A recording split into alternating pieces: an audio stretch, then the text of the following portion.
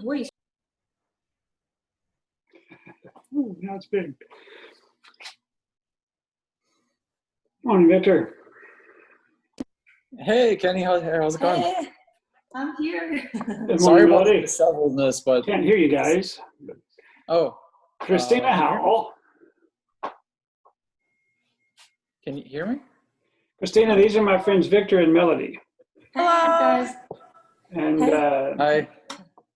they, how old is Gabriel? 3 days? Hang on a second. 6. Can you hear I me? think I'm muted here. Oh, you're not muted. Are we muted? No. I had the sound turned down all the way on mine. Now I can hear you. Can you hear me? Yep.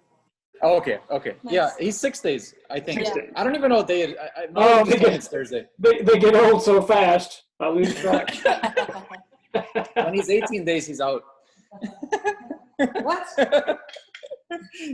Morning, Carolyn. Hey, Abby. We're putting his resume together right now. Yeah. All right, I'm going to go start the other one. I'm going to go start the Mac in the other room because we still have not gotten Kegan's COVID test back. So the 3 boys are still keeping their distance from me. So I'm going to go set up a Zoom in the other room. This is not the way we had imagined Christmas with Rusty and Kegan. Yeah, hopefully they're okay. I think he's fine, but let's see. And I got all excited because on the way home from dropping the presents off with you guys, Victor, yesterday, we got a call and I could see it was from Dr. Slaughter, and we got all excited. We're like, yes, test results. We answer the phone and the nurse says, I was just calling to let you know we haven't heard anything.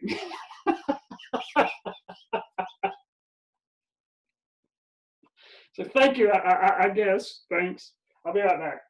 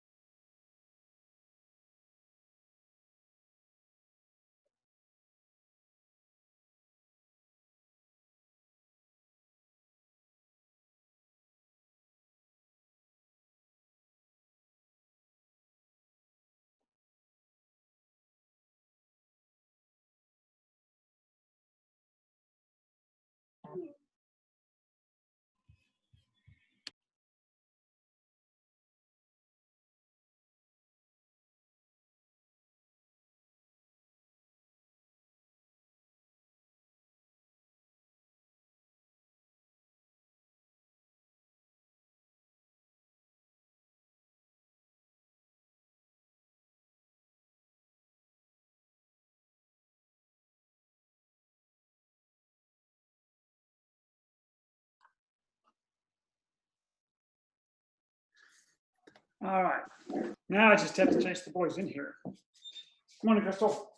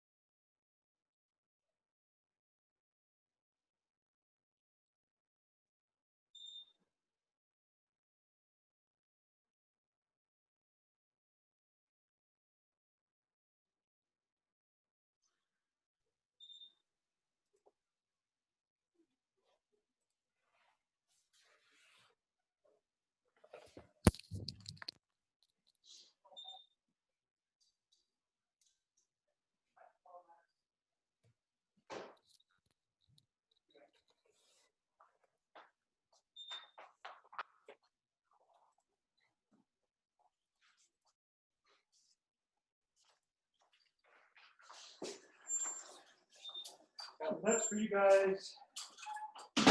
You're just staring at me, so I'll walk in? Okay.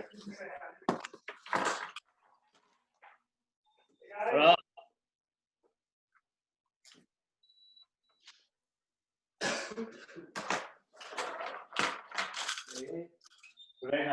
cheese. They're all out.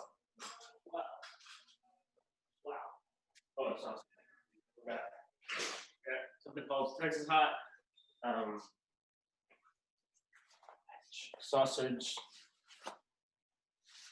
Texas hot sausage. Sausage, egg, and cheese, jalapeno, and ham. Sausage, egg, cheese, jalapeno. There's a person in this stream. There's a lot of people on this stream. Are they listening to us? I hope not, because I just said some really silly things. So my parents aren't on yet, but I think we may go ahead and get started without them. Give me 30 seconds. I will text grandparents. Okay. Why you want to change? I'm going to shut the doors because we've got it on 3 different things and we're echoing all through the house. Got a manicure reverb.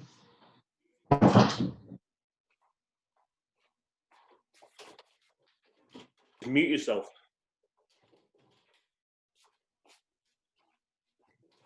What? Rusty, what did you say? Mute. Mute myself? Yes. Why? I want to talk.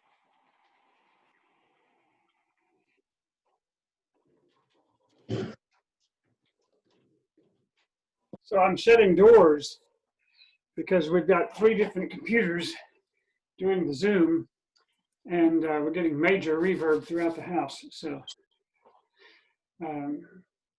because my family can't all be on the same Zoom camera because we are waiting for a COVID-19 test result for Kevin. So we're having to social distance inside the house, and I'm having to stay in different rooms from my sons, which is not how I imagined Christmas with Rusty and Kegan here. You can blow on it, Rusty, and then it won't burn your mouth. So we're gonna talk about the Christmas story, and I'll try not to make it take too long. But I'm going to talk about the Christmas story and how it actually happened, because when we read the Bible, we tend to add a bunch of stuff into the Bible from our imaginations that isn't actually there without realizing it. And so we have the traditional Christmas story, and I'm going to try to read it from the King James Version. Let me see if I've got, I'll just call it up on Bible Gateway here. So this is the version that has been the English version since 1611. And I'm going to be reading from Luke chapter 2. Every Christmas, us Americans of my generation and earlier grew up hearing the story told this way. Oops, wrong version. Let me get the King James.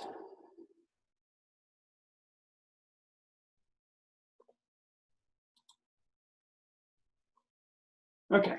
And it came to pass in those days that there went out a decree from Caesar Augustus that all the world should be taxed.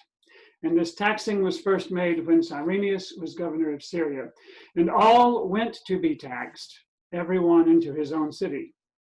And Joseph also went up from Galilee out of the city of Nazareth into Judea, unto the city of David, which is called Bethlehem, because he was of the house and lineage of David, to be taxed with Mary, his espoused wife, being great with child. And so it was that while they were there, the days were accomplished that she should be delivered. And she brought forth her firstborn son, and wrapped him in swaddling clothes, and laid him in a manger, because there was no room for them in the inn. And there were in the same country shepherds abiding in the field, keeping watch over their flock by night. And lo, the angel of the Lord came upon them, and the glory of the Lord shone round about them, and they were sore afraid. And the angel said unto them, Fear not, for behold, I bring you good tidings of great joy, which shall be to all people. For unto you is born this day in the city of David a Savior, which is Christ the Lord. And this shall be a sign unto you. You shall find the babe wrapped in swaddling clothes, lying in a manger. And suddenly there was with the angel a multitude of the heavenly host, praising God and saying, Glory to God in the highest, and on earth peace, goodwill toward men. And it came to pass, as the angels were gone away from them into heaven, the shepherds said one to another, Let us now go even unto Bethlehem, and see this thing which is come to pass, which the Lord hath made known unto us. And they came with haste, and found Mary, and Joseph, and the babe lying in a manger. And when they had seen it, they made known abroad the saying which was told them concerning this child. And all they that heard it wondered at those things which were told them by the shepherds. But Mary kept all these things and pondered them in her heart. And the shepherds returned, glorifying and praising God for all the things that they had heard and seen, as it was told unto them. Now, in every country where people originally came from England, we have a very vivid image of how this happens with Jesus born in the stable with the animals all around, you know, and the ox and ass kept time, and Jesus is laid in the manger full of straw, because Mary and Joseph are having to stay in the stable because they couldn't find any room in a hotel. In the East, they also have, the Eastern Orthodox, they also have a vivid image from this same passage of how the story took place. Only in the Eastern imagination, Jesus is born in a cave, and there's nobody there except Mary, not even Joseph.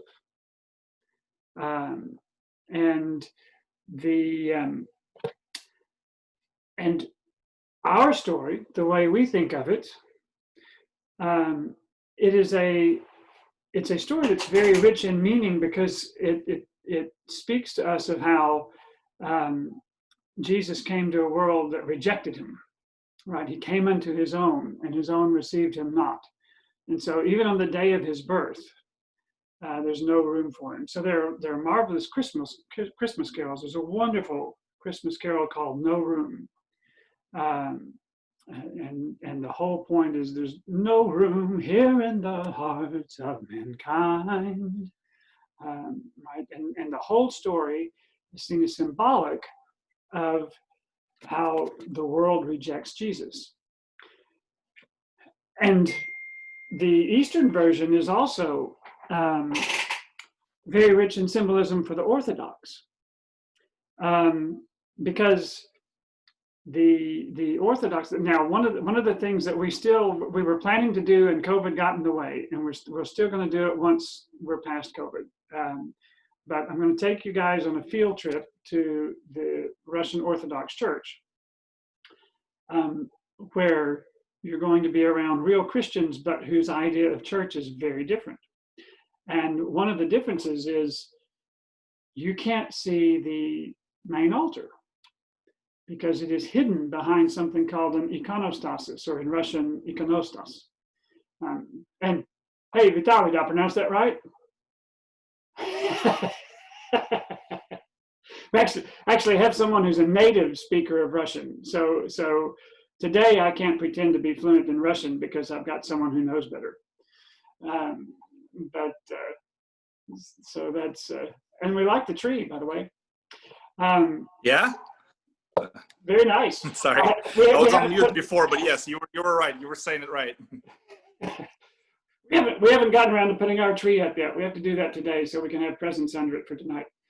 But at any rate, in the Eastern Orthodox service, the preparation of the bread and wine for communion happens behind the iconostasis, where it can't be seen because it's a mystery. And so the Eastern Orthodox image of Jesus being born in a cave with no one there but the Virgin Mary speaks very much to the mystery of the incarnation.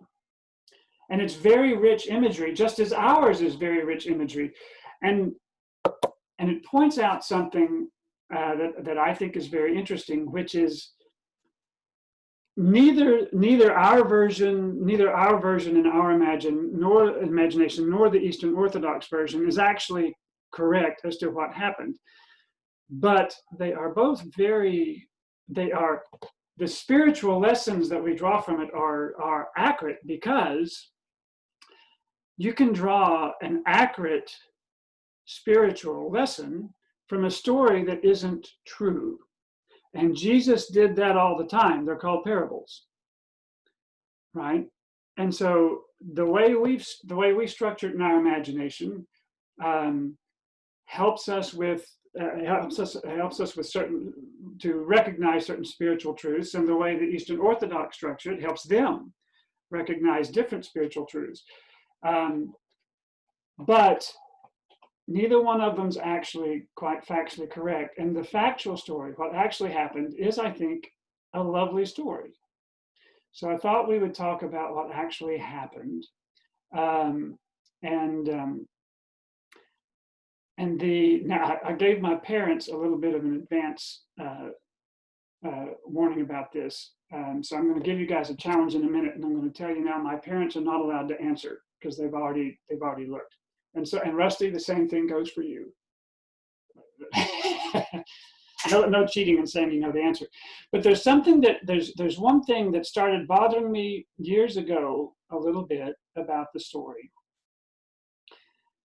And that is that it makes, the way we tell the story is it makes everybody in Bethlehem out to be really major jerks. And I don't think we tend to notice that so much, because for us, the story of there being no room in the inn and Jesus being sort of rejected by the world that he came to, it's very theologically correct because we're all sinners. But it is true that everybody is a sinner, but it is not true that everybody is a jerk. And those are actually two different things. We are all capable of doing just really shameful things. And that is absolutely true. And what's more, practically all of us are going to, at some time in our lives, we're going to do something, probably more than once, that is completely inexcusable, and that we know is inexcusable, and that we're deeply ashamed of, and that we would much rather that nobody ever found out about it, because we are sinners. But most people don't run around acting like that all the time. Most people, in the way they deal with others, they're sort of a mix of nice and jerk. And the problem with the traditional English version of the story is it makes everybody in Bethlehem out to be a jerk, and a jerk in a major way. So what our story shows us is there's this village full of people in Bethlehem, and there is a woman giving birth to her first child, and nobody in the village is willing to take in a woman who's actually in the middle of giving birth. So it's not just that you've got strangers who've come in and there's no room. There's a woman giving birth in a stable, and nobody in Bethlehem says, why don't you come into my house long enough to give birth? And that's a particularly outrageous thing in the Middle East in the time of Jesus, because one of the greatest moral responsibilities that you had was the responsibility for hospitality. And we think of hospitality as having people come over for dinner, and so forth. The word for hospitality in Greek is love of strangers. And the fundamental duty of hospitality was to take in and be merciful to travelers, and not just your friends. In the story of Sodom and Gomorrah,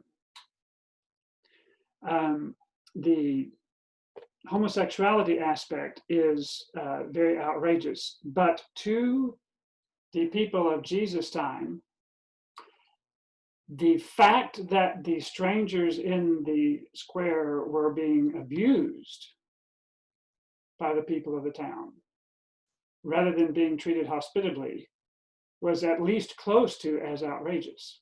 And Lot is the only person, he's the only virtuous person in town. He's also the only person in town who takes in these strangers. And there's a parable. There are two parables that Jesus tells about the importance of persistence in prayer. And I'm curious, can you guys think of what those two parables are? The woman, persistent in prayer, the woman who kept praying to the judge. Yep, so there's the widow and the unjust judge. And then there's one other one.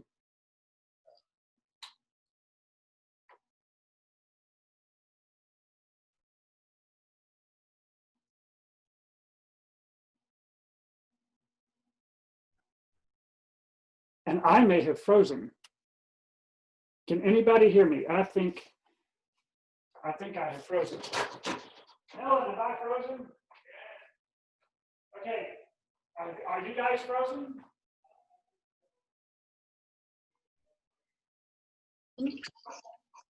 We've lost him. Hang on a second. Where's my... Okay, sorry, we lost internet there for a second. So everybody's back. Did anybody figure out what the second parable was? The Good Samaritan? Nope. We're talking about persistence in prayer. Persistence in prayer. So the other one was the parable of the guy who has a guest from out of town show up at his house at midnight. Yeah, It's the parable of the persistent neighbor, right? And so in this parable, there's somebody who shows up at midnight, and the host who takes him in doesn't have any food in the house, so he goes next door and he bangs on the door and of his neighbor's house, and his neighbor says, "Look, I'm already in bed, my kids are asleep, go away." And the neighbor keeps banging on the door until finally the guy gets up and gives him food. Now, the point of both of these parables, they're two parables that are structured exactly the same way, and it's using a trick that Jesus loved to use, which is the how much more, right?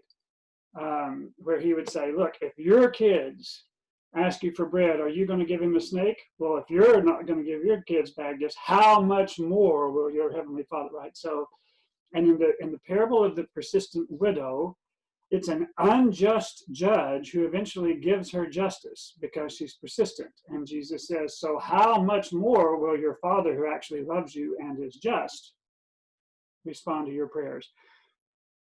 The point of the parable of the persistent neighbor is that there is someone in that story who is acting really outrageously. And there's a point when Jesus tells that story when everybody in the audience was like, oh no, he didn't. Right? You know, but I can't believe that someone would be this awful.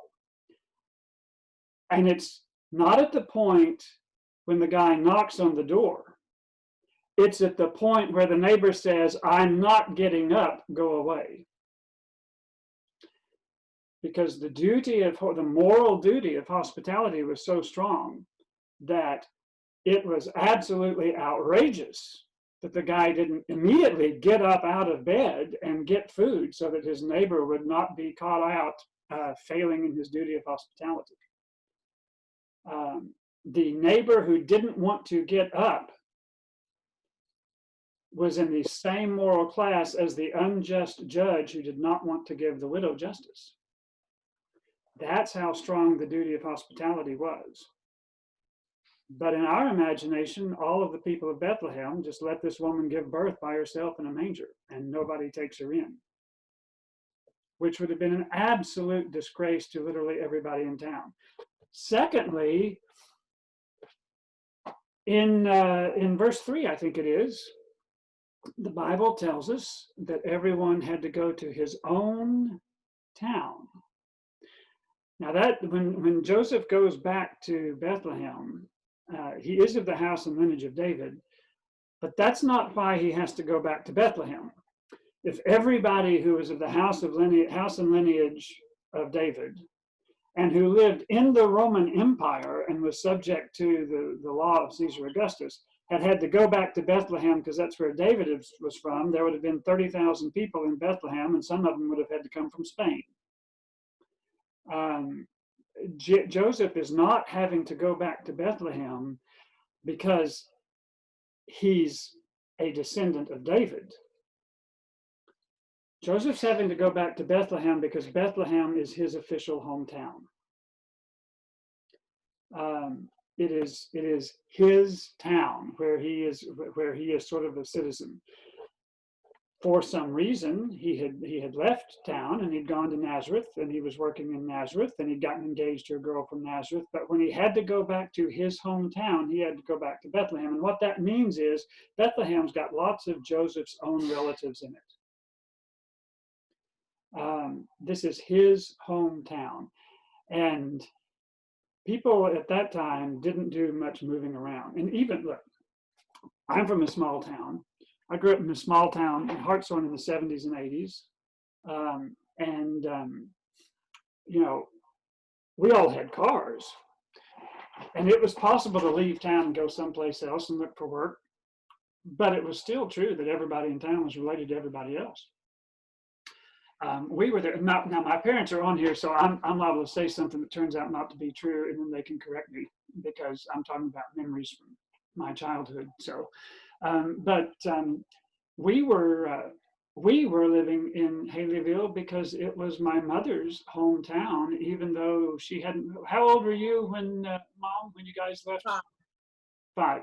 She hadn't lived there since she was 5, but it was her hometown because when my great-grandmother died and the house where my grandfather grew up was empty, my parents bought it and we moved back to my great-grandparents' house. We were going back to my mother's hometown. And there was far less mobility in the first century Middle East than there was in the 1970s in Southeast Oklahoma. So it's not just that the people of Bethlehem aren't taking strangers. Joseph's relatives are letting his wife give birth in a stable. And the clincher is the shepherds, right? The shepherds get told by the angel that there's this baby who is Christ the Messiah, and they go find him in a stable. And they rejoice, praise God, and leave. And not one of them says, come home with me, my wife will take care of you. And this basically makes pretty much everybody in Bethlehem out to be really, really incredible jerks. Not just sinners, but jerks. So that bothered me for a long time, but not enough to go chase it. And then I read a wonderful book, which I very highly recommend, called Jesus Through Middle Eastern Eyes. And so everything I'm going to tell you guys now, I didn't figure it out. It's not because I'm a genius or a biblical scholar or anything else. This book is an excellent book, and I'm just straight out stealing from it. But we think of Jesus as being born in a stable. I want you to tell me, I want somebody to find the verse in Luke 2 that talks about Jesus being born in a stable. Can somebody find that verse for me?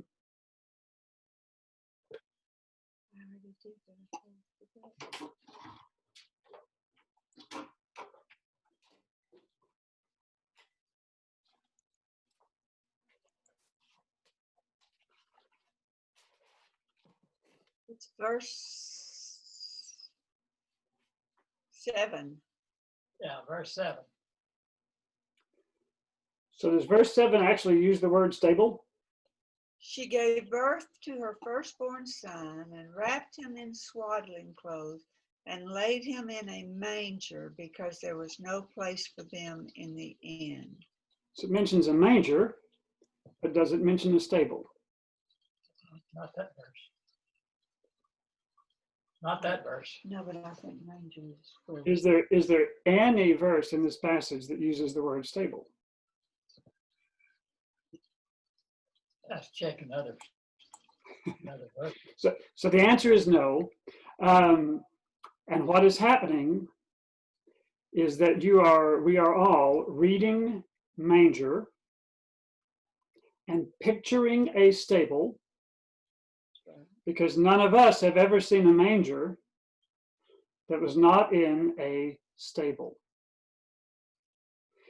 And we have never seen a stable that was not a separate building from a house,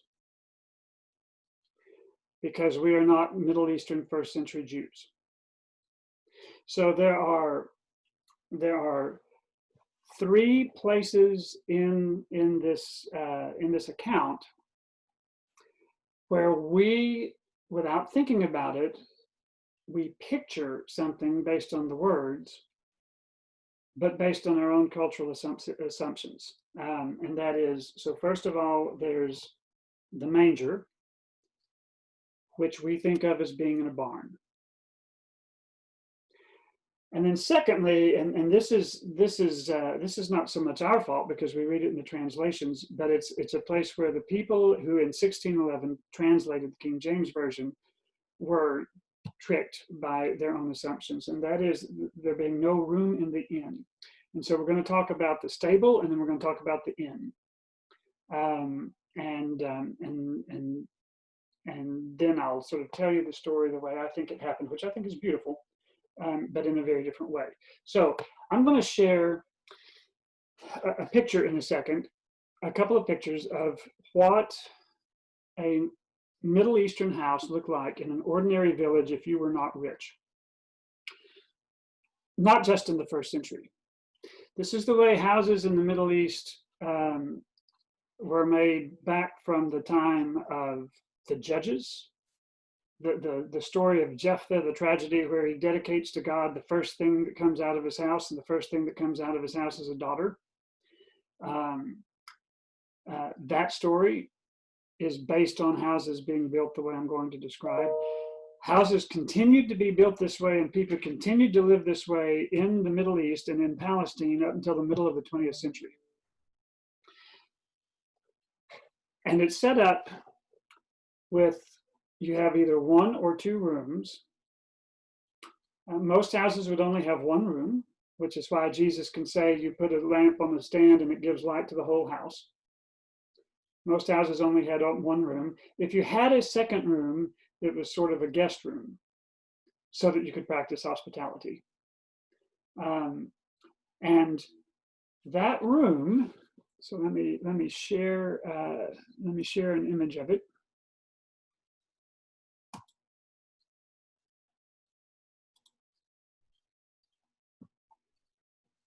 So that room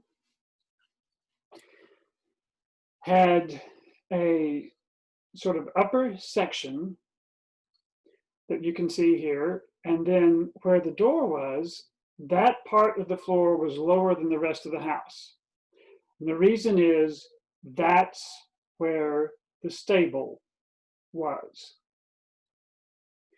You did not have a separate building for the animals. Number one, you didn't want them stolen. Number two, animals inside the house help keep the house warm. Animals produce a whole lot of body heat. And so what you would do every night, 3,000 years this went on, every night you would take your most valuable animal, your ox or your donkey, maybe a couple of sheep, and you would bring them into your house and you would keep them there all night. And the first thing you would do in the morning, like Jesus told the Pharisees when they accused him of working on the Sabbath for healing a woman, and he said, well, you guys untie your ox, you take them out of the stable and you go take them, give them water, right? Even on the Sabbath. because the first thing you did was you took the animals out of the house and then you cleaned the stable. And that was the daily routine. And since animals were known to get hungry during the night, here is a view from above.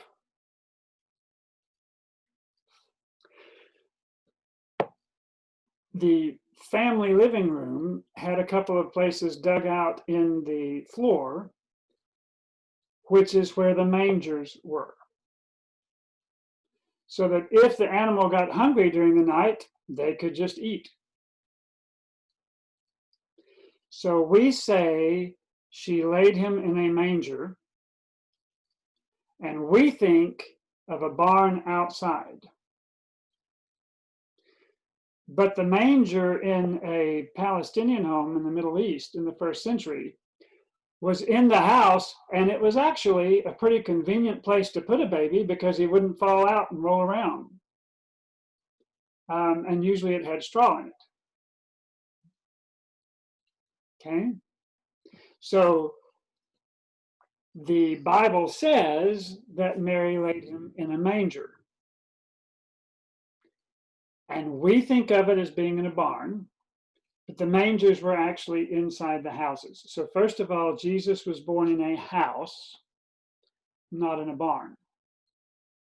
And there probably was an ox there, or at least a donkey, but it was inside the house with the other people.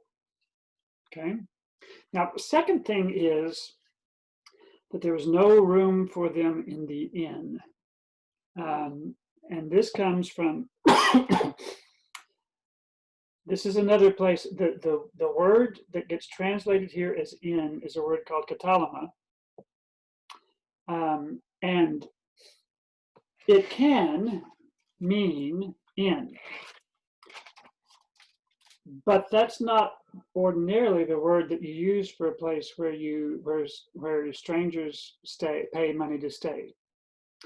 The word for that is a word called pandacheon, and that word is the standard word for commercial inn, and it's so much the standard word for an inn. So that's a Greek word, but the words for an inn in Armenian and Coptic and Arabic and Turkish are all descended from that Greek word.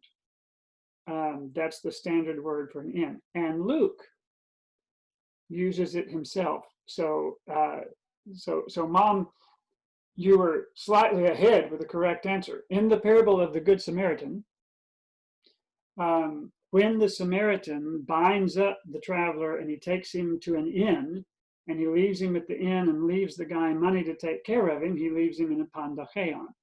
He leaves him in that word.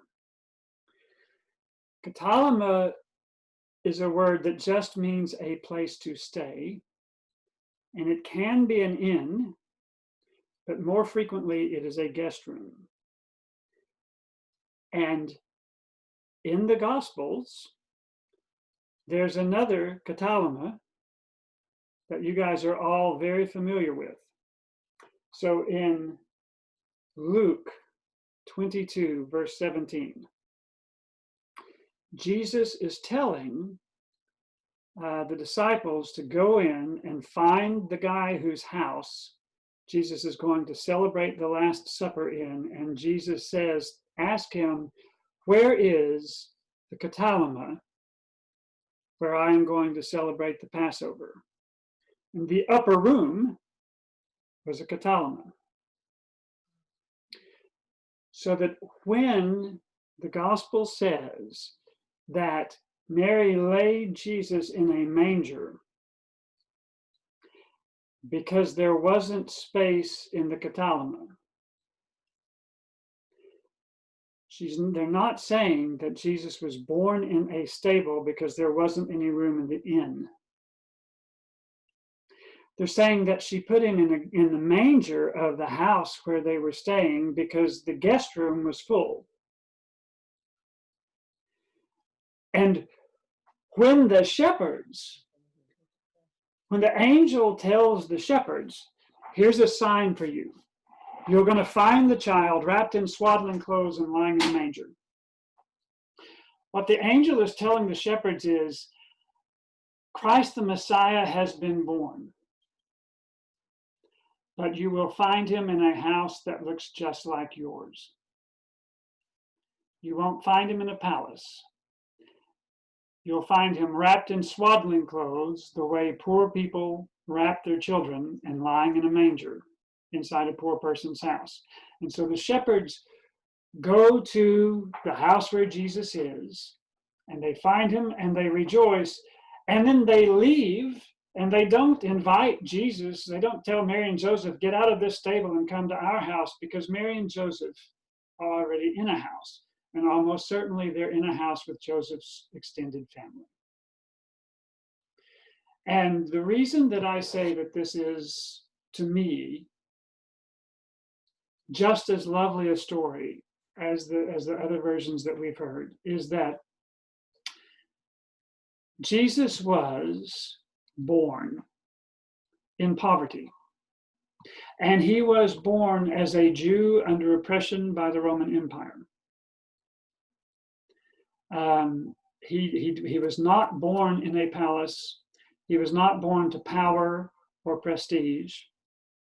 He was born in the humblest of circumstances. But from the very beginning, God the Father saw to it that Jesus was born in poverty, but surrounded by love. That God gave him Joseph and Mary as parents. And in the Christmas story, the people of Bethlehem were not jerks. There's only one bad guy in the Christmas story, and that's Herod.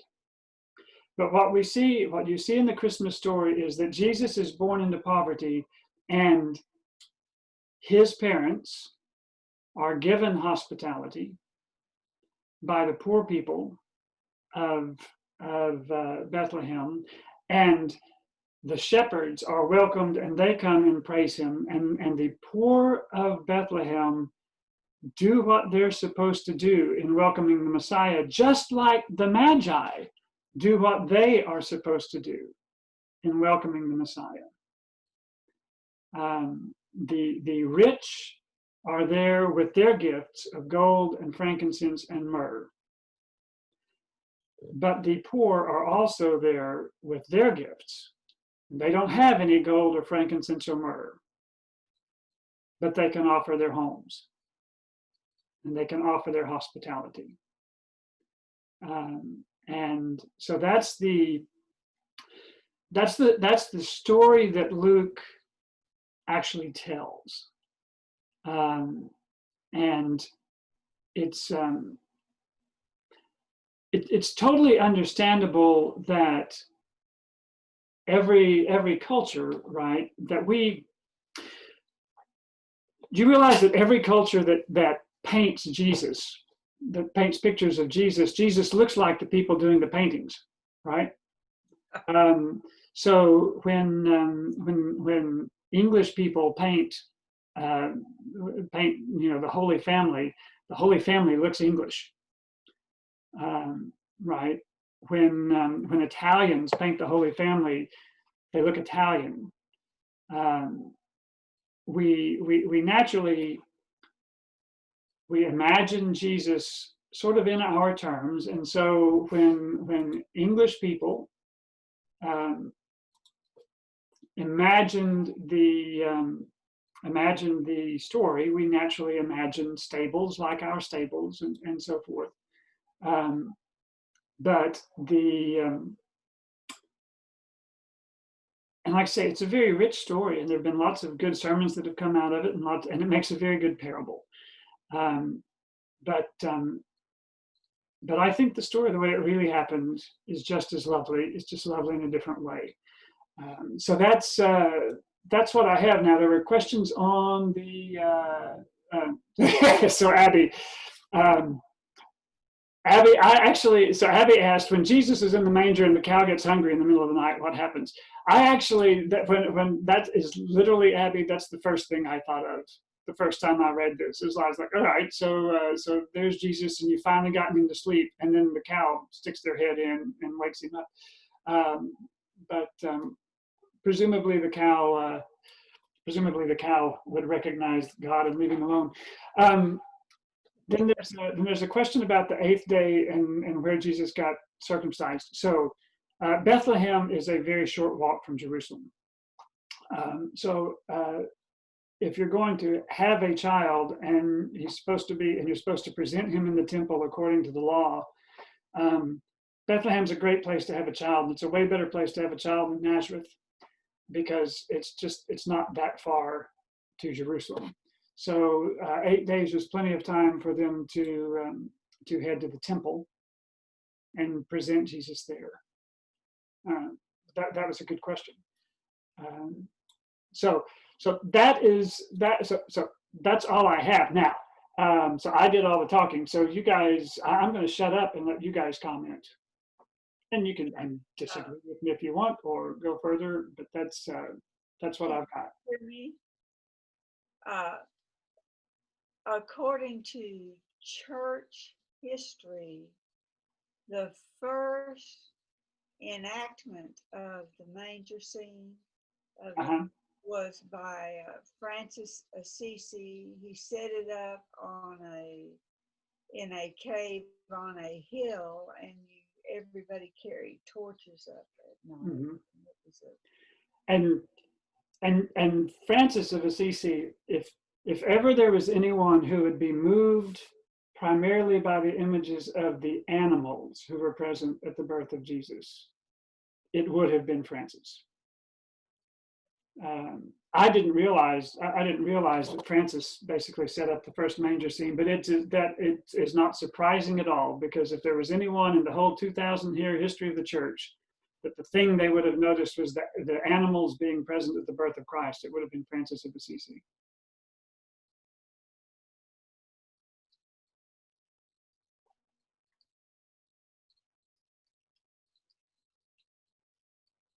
You got a noisy crowd.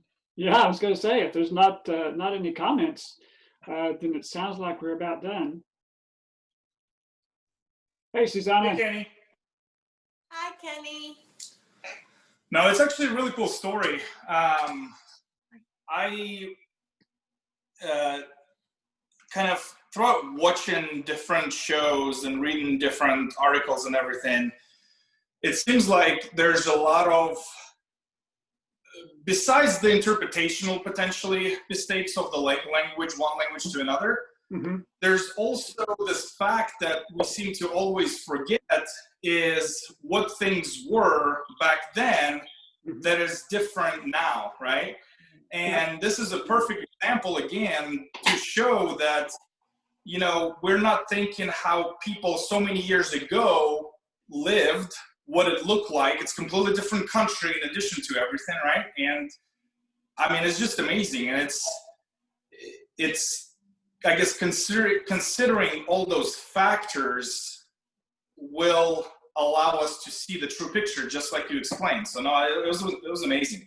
Well, good. So definitely. Like I say, it's that is Vitaly, that is the whole point of this book, Jesus Through Middle Eastern Eyes. And I have a good friend who grew up as a Arabic Christian, as an Arab Christian in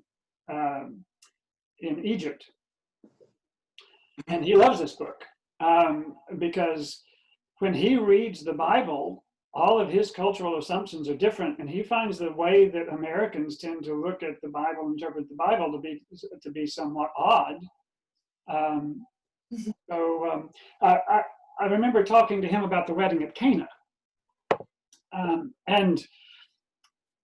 and then the wedding of Cana, and I'm not going to now do a presentation of the wedding of Cana. I'm not going to sail into that for another 45 minutes, but it's an absolute tragedy that they run out of wine. And one of the reasons is that you're just supposed to make sure that you don't run out of wine, and you're supposed to allow for extra guests because of this duty of hospitality. Anybody who wants to can just show up at the wedding, whether they're invited or not. And Shadi told me that at his wedding, they invited 200 guests, and they fed 700. Right? Oh, wow. But they knew it was going to happen. And so they were prepared in advance. That people who had been their next door neighbors 10 years ago showed up and said, we heard you were getting married. Where's the food? So where's the food? Where's the wine? And, we can't imagine that happening, right? We can't imagine having more people show up that we didn't invite to the wedding reception than the ones that we did. Yeah, that's very Bobby true. planned for it. He knew it was going to happen, right? So just, but Shadi's cultural assumptions are very much closer. They're much more. They're much closer than ours because Shadi grew up in the Middle East, and the Arabic culture hasn't changed. That now it's Muslim, but the cultural things, the cultural behaviors, and the wedding traditions, and everything else are very much closer to the Middle Eastern time of Jesus' time than American ones are. So that's an entire book of places where, so the guy who wrote that book is a Christian scholar, but he's a Christian scholar who has lived and studied in the Middle East for most of his adult life. And he's fluent in Arabic. And so we read commentaries that were mostly written in English by people who were English. He reads commentaries that were mostly in Arabic, written by Arabic Christians who have an unbroken tradition for the last 2,000 years of the sort of local interpretation of Christianity. And the whole book, it's a great book, and it's a series of essays on ways in which the Christians in the Middle East read exactly the same New Testament that we do, and come up with different images in their minds because of the cultural differences. And it's a whole book laying out those differences. It's a great book. It's a book that I very highly recommend. And more importantly than me recommending it, Shadi highly recommends it.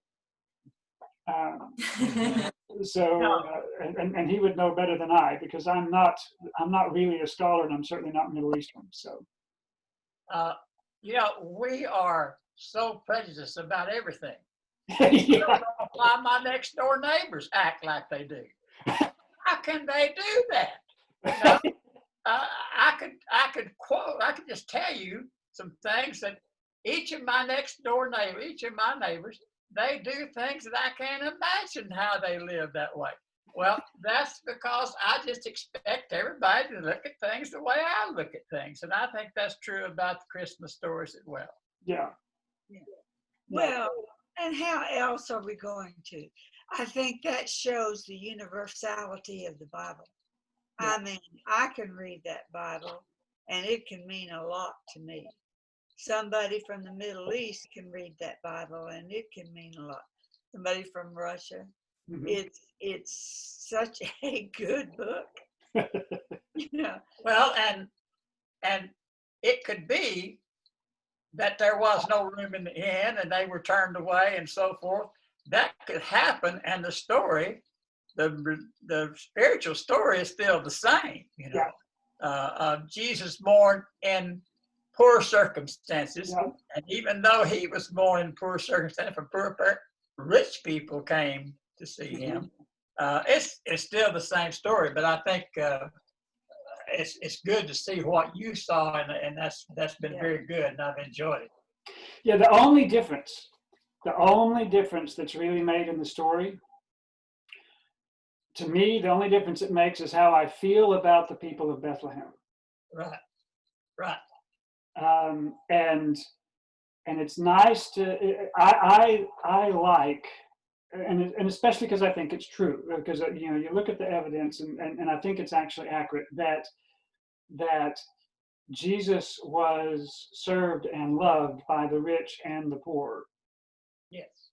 At his birth. And really that's the only difference. All of the other spiritual points that we're used to drawing from the Christmas story, all the spiritual points are the same. For me, the only difference is how I feel about the people of Bethlehem. But, anyway, so that was, I don't want to take up any more of your, I didn't intend to go an hour, and we're 6 minutes short of it. So I didn't want to take up all of your Christmas Eve, but I thought Christmas Eve was a nice time to look at the Christmas story a little differently. So,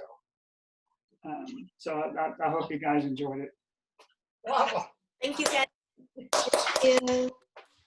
Sharon said, You guys- oh, Yeah. Chris- What? oh, it's Christmas Eve? Yeah, it's done. I have to get off of Zoom because I still have to deliver presents and I still have to put the tree up so I can put presents under it. Wait, what's this about? We've had this COVID thing, you know, we had the COVID thing and it's sort of deranged our whole Christmas. What was it? I thought it was, what was it? Labor Day? Isn't it Labor Day? Well, it's an alternate name for Christmas, right? It's Merry Labor Day. Mary. Hey Ken, I'm Ke. I'm Aaron's father. I really thank you so much for this kind of very unique experience for me and for my family. I never really think of the question you addressed today. I thought that's wonderful and shows the how careless I have been reading Bible and how Bible is actually authentic in terms of recording the history. I really thank you. So from day on, I will, read Bible more carefully and word by word. No, I honestly, that book's a great book to buy. It's because it's a very nice corrective. Yeah. To some of our basic assumptions. We, I can see why Sharon forgot that it was, because we are changing the 2 rooms that we're sitting in completely. There's only going to be 2 pieces of furniture in the same room it was 2 weeks ago when we get through. You're all disoriented, huh? Rooms again? Yeah, you've got to move 2 pieces of furniture when you get back. My desk and one other big piece of furniture. Yes. So you guys, for those of you who don't know, the one who's labeled Ken Pierce is actually Kegan Pierce. Most of you guys know Rusty back there. Sharon, that's Sharon and Daryl. Those are my parents. And I normally live with them, but I'm down here sick for unfortunate reasons. And and there's Gabriel. There's Gabriel who has aged 3 days apparently in the last 30 minutes. So. Wow, you will be. I got a whole beard and everything. Pretty authentic from what we're studying. You know, Kenny, you guys were joking about not knowing it's Christmas Eve. I actually didn't know that it was Christmas Eve. Merry Labor Day. And that, I Victor, thought it was tomorrow, actually. that, Victor, is why you're my friend. Hi. It's the consulting. Can we see the Not a baby? compliment. My mom wants to see the baby a little bit better. What's insulting is that thanks to this light, my skin color is roughly the same as the wall. You can't even see my hand right. Christmas Eve. I want to see the baby too. Well, he's up there where you can look. Wait. You can freeze. You can pick Victor. You can pick the. Oh, there we go. If you guys click on, or actually here, we'll all be quiet. Victor, you talk, and then anyone who's in speaker view, you'll be the big picture. Yeah. Yeah, you can put it on like the panel where you can see everybody, but yeah. I think, can you see him now? He's a really calm baby. Yeah. It's unbelievable. Oh. And I am reliably informed by his mother that he is setting records for pooping quantity.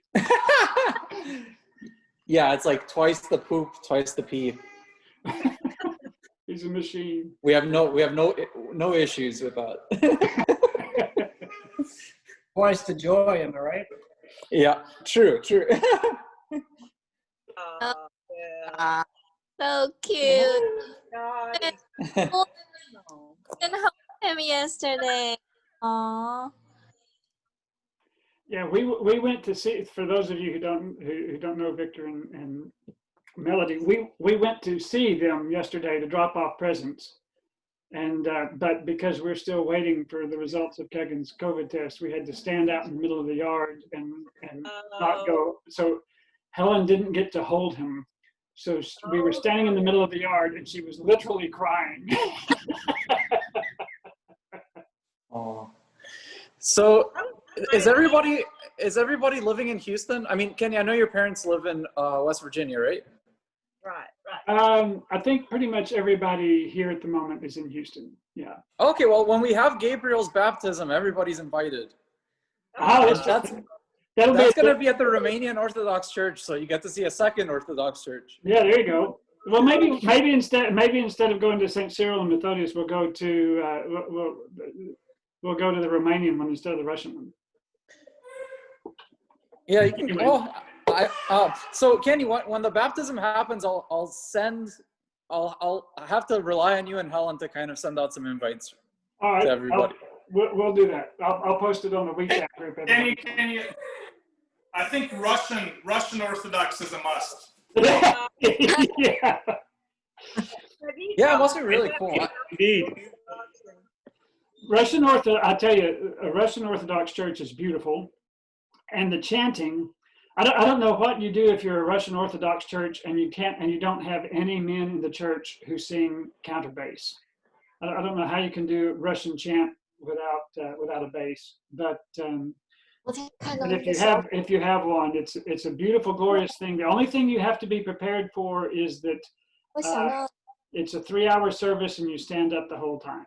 Yes. Yeah. Sounds like a regular day in the military for me. Yeah.